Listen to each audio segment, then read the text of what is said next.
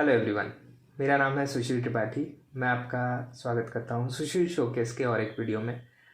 आज के इस वीडियो में हम लोग एक बेसिक ट्रेनिंग स्टार्ट करेंगे कि आप जब आर्ट में घुसते हो, आर्ट के लाइन में जाते हो, तो आपका जो बेसिक ट्रेनिंग होता है, जो बेसिक चीज़ें आपको बताया जाता है, स्पेशली इन आर्ट कॉलेजेस या फिर आप कोई आर्ट क्लासेस ज्वाइन करते हो वहाँ पे, वो सब क्या रहना चाहिए। जो सही तरह से आर्ट को सीखना जब होता है तो उसके लिए आपको क्या क्या पहले कदम में सीखना है उसके बारे में जान दें। और इस वीडियो के एंड में आपको ये भी पता चल जाएगा कि किन चीज़ों का हेल्प लेके एक आर्टिस्ट अपने आर्ट को एक नॉन आर्टिस्ट से बेहतर बनाता है। चलिए ये वीडियो शुरू करते हैं।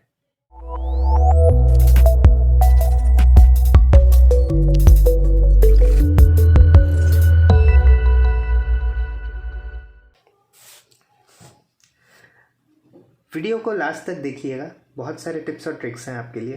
तो चलिए ये वीडियो शुरू करते हैं। तो जो पहला टिप्स या फिर जो पहला रूल होता है सीखने के लिए, उसके बारे में आपको बोलता हूँ। ये एक्चुअली मेरा सिखाया हुआ है। मैं बच्चों को ज़्यादातर इसी वे में सिखाता हूँ, मुझे कंफर्टेबल लगता है, बच्चे भी उसको कंफर्टेबली एक्सेप्ट करते हैं, इसलिए मैं इसी मेथड से सिखाता हूँ। तो मैं भी वो मेथड आपके साथ शेयर करने वाला हूँ। अगर आपको अच्छा लगे तो प्लीज़ कंटिन्यू कीजिएगा वीडियो देखना। इसके बाद में पार्ट 1, पार्ट 2, पार्ट 3 ऐसे करके बहुत सारे पार्ट्स आएंगे बेसिक ट्रेनिंग के। तो आज का जो वीडियो है उसमें पहले जिस बारे में हम लोग बात करने वाले हैं वो है light and shadow. Light and shadow या फिर रेंडरिंग या लाइट इफेक्ट, आप उसको कुछ भी बोल सकते हैं। देखिए लाइट इफेक्ट क्या होता है, जैसे मैं यहाँ पे बैठा हूँ, मेरे चेहरे पे लाइट आ रही है, पीछे अंधेरा है, तो आपका मेरा जो फेस है वो ज़्यादा ब्राइट लगता है और बैकग्राउंड आपको डार्क लग रहा है। ये जो लाइट की समझ है वो आप में अगर आ जाती है और उसी चीज़ को अगर आप अपने ड्राइंग में दिखाते हो तो डेफिनेटली जो लाइट एंड शेडो का जो असर होता है वो आप दिखाने से बहुत ज़्यादा रियलिस्टिक बन जाता है आपका ड्राइंग।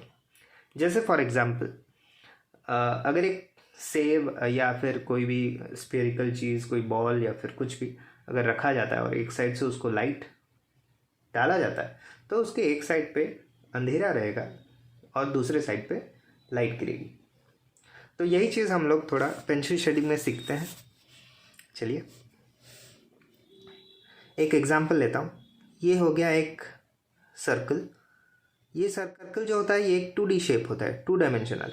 ये एक फ्लैट शेप है। इसको अगर हम लोग को 3D बनाना है या फिर इसको एक आकार देना है, इसको हम लोग स्फीयर बनाएंगे, बॉल जैसा दिखने लगेगा, उस टाइप का इफेक्ट अगर हमको देना है तो हम क्या करने वाले हैं, इसमें हम लोग लाइट इफेक्ट या शेडिंग देने वाले हैं। शेडिंग क्या होता है ना, जब कोई चीज़ डार्क होती है और आप उसको डार्कर शेड देते हो तो उसको हम लोग पेंसिल शेडिंग बोलते हैं।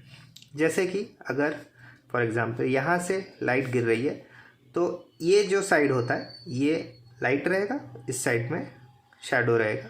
तो जो डार्कर साइड है, शैडो वाला स्पेस है, उसको हम लोग लाइट शेडिंग देंगे। इतना शेडिंग देने के बाद आपको पता चल रहा होगा कि इसमें एक शेप दिख रहा है कि यहाँ से लाइट आ रही है और ये साइड डार्क है, ये साइड लाइट है। अगर इसी शेडिंग को हम लोग कंटिन्यू करते जाएंगे, मतलब नीचे वाले पार्ट में या फिर लेफ्ट साइड पे ज़्यादा डार्क करते जाएंगे और धीरे धीरे ऊपर वाले पार्ट में जहाँ पे लाइट ज़्यादा गिर रही है वहाँ पे हल्का हल्का शेडिंग को मर्ज करते जाएंगे वाइट के साथ। ऐसा लगेगा ये डार्क से धीरे धीरे होके पूरा वाइट हो रहा है। ये अगर इफ़ेक्ट आप लोग लाते हो, आपके जो हाथ पे कंट्रोल रहेगा, तब ऐसे आपको एक पेंसिल से आप लाइट और डार्क शेडिंग दोनों कर सकते हो। और ये वाला जो लाइट इफेक्ट है ये आपको ज़्यादा रियलिस्टिक इफ़ेक्ट देगा। जैसे यहाँ पे लग रहा है कि ये बॉल एक्चुअली वहाँ पे रखा गया है, एक ब्लैक एंड वाइट बॉल है, स्मूथ फिनिश वाला बॉल है जिसका सरफेस थोड़ा स्मूथ है, उसमें शेडिंग गिर रहा है या फिर लाइट इफेक्ट गिर रही है जहाँ पे एक साइड पे डार्क है और एक साइड पे लाइट है। और इसी का अगर शैडो हम लोग, परछाई जो होता है, अगर वो नीचे डालेंगे, अगर वो परछाई नीचे डालते हैं तो वो कुछ ओवल शेप की परछाई पड़ेगी, जैसे कि ये उसके नीचे कुछ इस तरह, जो कि डार्कर शेड की रही। इसको आप देख के आपको ऐसा लगेगा कि ये एक रियलिस्टिक बॉल है। वैसे ही लाइट इफेक्ट हर चीज़ में होता है। जैसे ये पहले हम लोग सर्कल किए थे, अब थोड़ा रियलिस्टिक बॉल जैसा लग रहा है। वैसा ही अगर आप दूसरे ऑब्जेक्ट्स में भी आप मार्क करोगे, आप ट्रेन्स में जा रहे हो, बस में ट्रैवल कर रहे हो, कार में ट्रैवल कर रहे हो, साइकिल पे जा रहे हो, पेड़ों को देखो, पेड़ों पे कैसे लाइट गिर रहा है। एक साइड पे डार्क रहता है पेड़ों पे, एक साइड पे लाइट रहता है। ज़्यादातर जो चीज़ लाइट के पास होती है वो तो लाइट रहेगी, और जो चीज़ लाइट से दूर होती है वो डार्क रहेगी। एक एग्जांपल देता हूँ। जैसे आप, मेरा अभी फेस लाइट को फेस कर रहा है, ठीक है, तो मेरे फेस में जो जगहें हैं जो लाइट के पास है, जैसे कुछ निकल के हैं मेरे फेस से, आप समझ रहे हैं मेरी बात। जैसे गाल, नाक, ये सब फेस पे फ्लैट नहीं है, ये उठ के है, सामने को है। जैसे ये फोरहेड होता है, ये सब सामने को है, तो ये चीज़ों पे लाइट ज़्यादा गिरेगी। यहाँ पे गालों पे, चिन के इस पोर्शन पे, लिप्स के इस कर्व पोर्शन पे, यहाँ पे लाइट ज़्यादा गिरती है। और जो चीज़ अंदर घुसी रहती है, जैसे आँखों, ये जो आँख है, ये दोनों साइड में कॉर्नर्स, जैसे नाक का ये साइड में आपको शैडो दिखने लगेगी, जैसे चिन के नीचे, ठीक है। ये वाला होंठ ज़्यादातर अंदर को रहता है, तो यहाँ पे भी डार्क शेड आता है। फेस के इस साइड में और इस साइड में थोड़ा डार्क रहता है, तो ये सब चीज़ें डार्क रहती है क्योंकि ये सब अंदर में घुसा हुआ है। और नाक, जैसे मैंने बोला, लिप्स, फोरहेड, चीक्स, ये सब बाहर निकल गए हैं, तो यहाँ पे लाइट ज़्यादा गिरती है। यही चीज़ अगर आप कहीं पे भी आप मार्क करोगे आपको दिखने लगेगा, और एक बार आपको इसका आइडिया हो गया तो मतलब आप अपने ड्राइंग में लाइट इफेक्ट डाल के उस ड्राइंग को बहुत ही आर्टिस्टिक, एस्थेटिकली ब्यूटीफुल, सुंदर और अपीलिंग, रियलिस्टिक बना सकते हैं। ये था हम लोग का पहला पार्ट, लाइट एंड शेडो और लाइट इफेक्ट के बारे में। चलिए दूसरे पार्ट पे चलते हैं।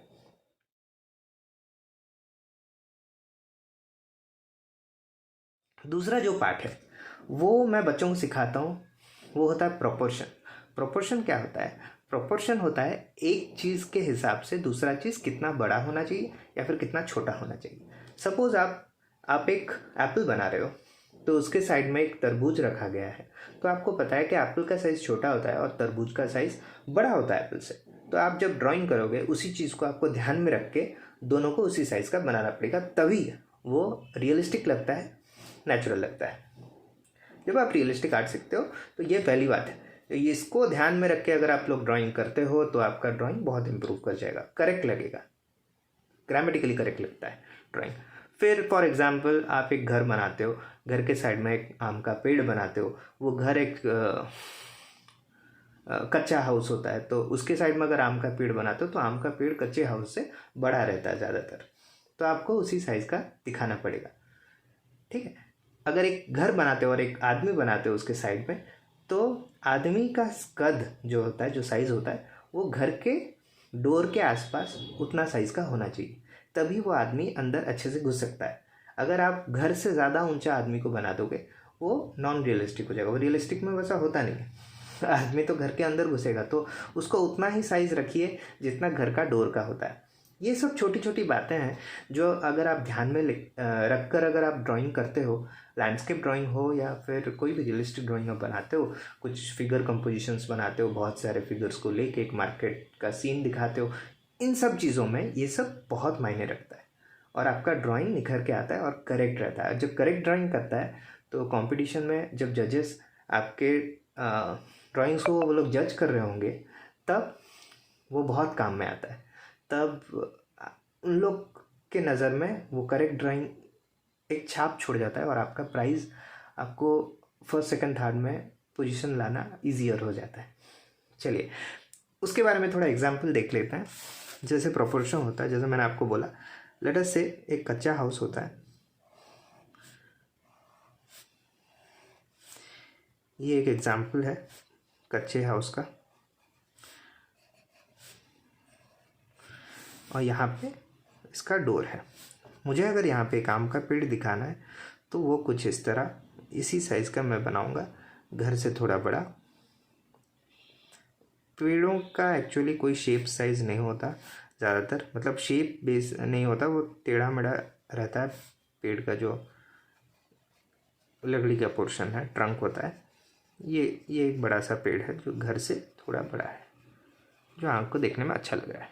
ठीक है, अब अगर इसी पेड़ के पास एक आदमी खड़ा रहता है तो वो घर के डोर के साइज़ का होगा। फॉर एग्ज़ाम्पल यहाँ पे अगर एक आदमी मैं खड़ा करूँगा तो वो कुछ इसी साइज़ का बनेगा, तब लगेगा कि वो घर के अंदर जा रहा है। या फिर ये अगर इसमें हम लोग, जैसे मैंने बोला था पहले वाला लाइट एंड शेडो इफेक्ट, अगर ये डाल देते हैं तो सपोज़ यहाँ पे सूरज रहता है तो सूरज की किरणें जो हैं वो इस तरह पेड़ पे आएंगी, तो ये पोर्शन लाइटेड हो जाएगा और ये वाला पोर्शन आपका डार्क हो जाएगा। तो ये कुछ इस तरह शेडिंग आ जाएंगी। जो लाइट पोर्शन है वो शेडिंग ज़्यादा नहीं रहेगा, जो डार्क पोर्शन है उसमें डार्क शेडिंग आने लगी। आप डार्क दोगे एक साइड पे लाइट रखोगे, तब ये लगेगा कि यहाँ पे लाइट गिर रही है। जैसे ये वाला जो है ये अंदर में है तो ये डार्क रहेगा, फिर नीचे जब आएगा, लीव्स के नीचे जब आता है तो एक साइड में मैं डार्क कर रहा हूँ क्योंकि मुझे एक साइड पे डार्क दिखाना है और दूसरे साइड पे लाइट गिर रही है, कुछ इस तरह ये। और ये आदमी का भी शैडो नीचे ऐसे गिरेगा। ये डोर को हम लोग ब्लैक कर लेते हैं, थोड़ा डार्क कर लेते हैं। पेड़ के छत का शैडो यहाँ पे आएगा। यहाँ पे अगर सपोर्ट के लिए ऐसा रहेगा तो घर का जो शैडो है वो कुछ इस तरह नीचे आ जाएगा।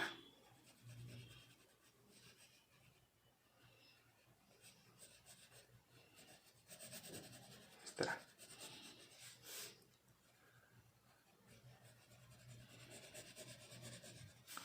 ये साइड भी थोड़ा शेडेड रहेगा क्योंकि इस साइड पे लाइट नहीं गिर रही है, ये दूसरे साइड पे है। ऐसा कुछ ये कुछ इस तरह हम लोग इसको क्रॉस शेडिंग दे रहे हैं। ये कुछ इस तरह रहेगा डार्क एक साइड पे। तो ये कुछ थोड़ा बहुत आपको आइडिया हो गया कि जब लाइट इफेक्ट गिरती है लैंडस्केप पे तब कैसा उसका इफेक्ट रहता है। हम लोग छत पे वाइट किए हैं क्योंकि छत पे ज़्यादा लाइट गिर रही है। ऐसा भी हो सकता है कि ये पेड़ का जो शैडो है वो छत पे गिर सकता है, तो उसको हम लोग दिखा सकते हैं।